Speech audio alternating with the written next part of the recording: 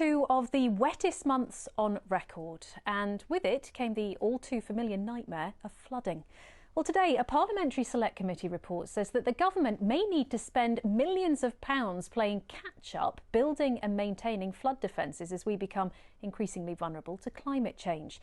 John Ironmonger has been to the Fens to meet a business owner who blames a lack of dredging. The water levels went up by over 1.5 meters, hit our site, which basically took people off their feet in our yard. In December, Ross's food distribution business became one of the many waterlogged victims of widespread flooding in our region, when thousands of people were evacuated from their homes. And this, he believes, is the source of the problem. Coursing through Cambridgeshire, the so-called 100-foot drain has become silty, narrow and dangerously high. And this is designed to take all of the water from Cambridgeshire and Bedfordshire, Northamptonshire out to the sea, and basically it's blocked up. You can walk across it in places. It's actually 20 feet across. Ross has launched a campaign to improve awareness of the risks from local flooding and to dredge the river before the wetlands get any wetter. If you had one message to give to the Environment Agency today, what would it be? Look at your rivers and see what mess you're in. We need to sort it out now. Extreme bouts of rain and rising sea levels are an inescapable part of our future.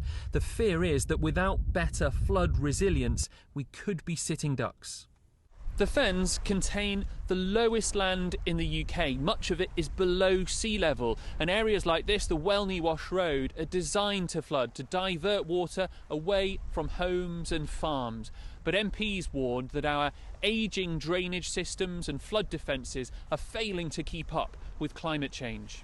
The Environment Select Committee report urges ministers to set clear aims to protect homes in line with climate change projections, put in place a long-term budget to maintain existing defences and improve support for flooded communities to aid psychological and physical recovery.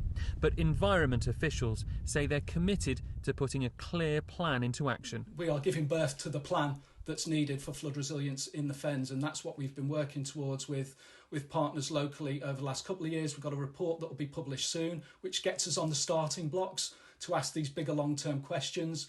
What of this idea, though, that further floods could be avoided by simply dredging the New Bedford River? Dredging isn't the answer to everything. You've got to take a sort of balanced approach, and it's major capital activity that needs lots of investment to do it, and you're at risk of the silt returning within 4 to 6 months if you do the dredging. Ultimately, it will take money to future-proof the Fens and mountains of it. In the meantime, Ross has prepared for the worst with this amphibious Russian rescue vehicle. John Ironmonger, BBC Look East. Wow, not seen something like that before. Now, police say that 2 people from Luton drove 150 miles